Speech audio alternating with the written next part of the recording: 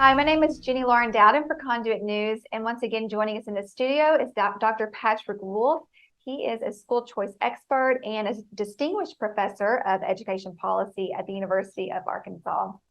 Hi, how are you doing? I'm doing well. Jenny, how are you? I'm good. Thank you so much for continuing to come into our studio. I know that this issue is so important to a lot of our viewers, so we really appreciate your insight.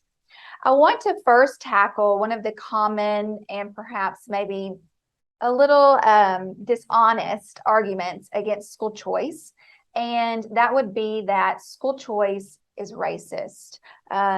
Recently, the NEA came out with an article regarding school choice, and their stance is that race is just inherently baked into the notion of school choice. True or false?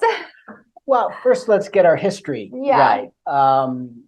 So let's go back to 1865 and the end of the Civil War. There were two types of schools available for the newly freed slaves in the South. There were government schools built by the Freedmen Bureau, the federal government bureau in charge of Reconstruction in the South. And then there were what were called free schools. These were private schools built, funded, and led by Black folks, by Black people from the North and from the South, who came together to create private schools for Black children.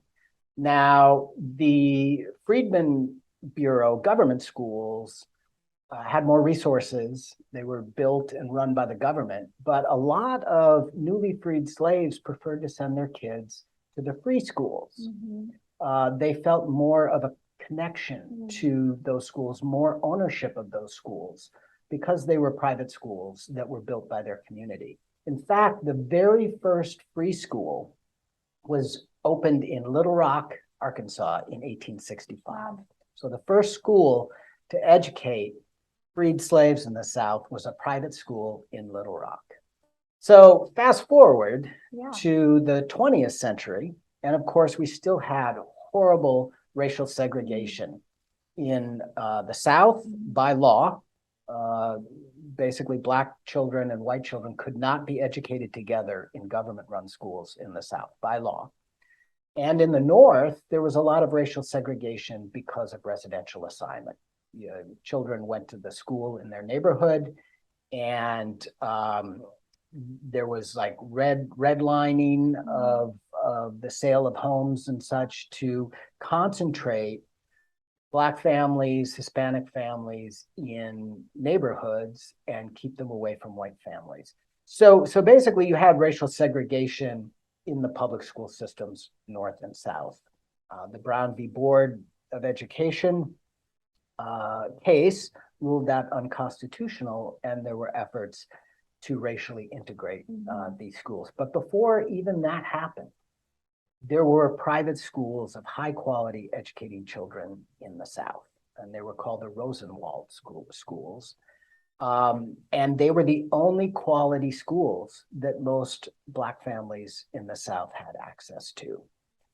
So yes, they were racially segregated, but they were quality schools that could educate Black children.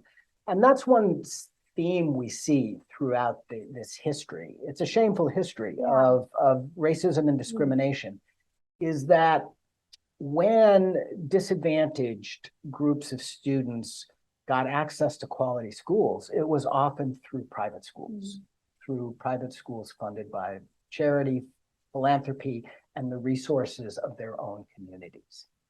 So fast forward to where we are now. Are schools of choice, private schools, the different types of schools, are those now still more segregated than before? Or what does it look like now? So the effect that a private school choice program has on the racial integration of schools depends very heavily on the context. In many cases, there are about a dozen studies showing that when you launch a private school choice program, it makes schools more integrated in a community, because these programs are tremendously popular with African-American families. And typically, a student participating in a choice program is leaving a overwhelmingly African-American public school and going to a more racially diverse private school. And that makes both of the schools better integrated by race. Right. And so I guess my next question would be, you have mentioned this often on Conduit about the research and about those minorities. They overwhelmingly support school choice stances like this. Why is that? Throughout the history of polling on private school choice, African-American parents have been the single demographic most supportive of private school choice programs.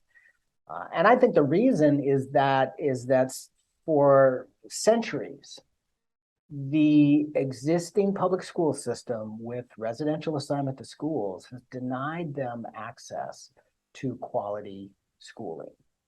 And so they see the opportunity to gain access to quality schools through school choice mechanisms, through public charter schools, and also through private school choice. In some cases, in many cases, those schools are like the free schools from the post-Civil War era. They are organized and operated by Black leaders.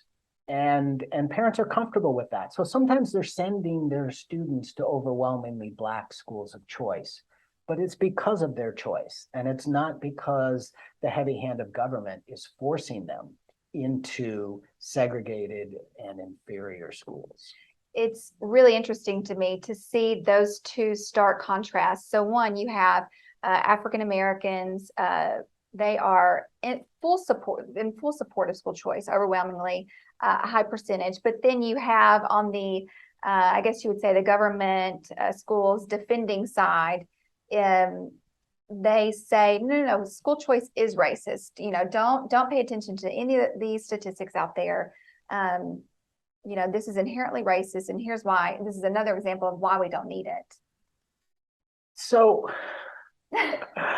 yeah, I'm just not persuaded by that argument when you think about what private school choice does. Mm-hmm. Private school choice puts resources in the hands of parents to decide what school is best for their child and to give them access to different kinds of schools. Sometimes that results in greater racial integration in schools. And if so, that's great. Mm-hmm. We celebrate that. Yeah. Sometimes it results in similar families making similar choices, and you have heavily African-American themed schools of choice or Hispanic themed schools of choice. I think that's okay if that's what parents are seeking. But throughout history, when you look at this issue, what historically disadvantaged groups of parents, African-American parents, Hispanic parents, low-income parents, what they've always desired for their children is access to quality schools.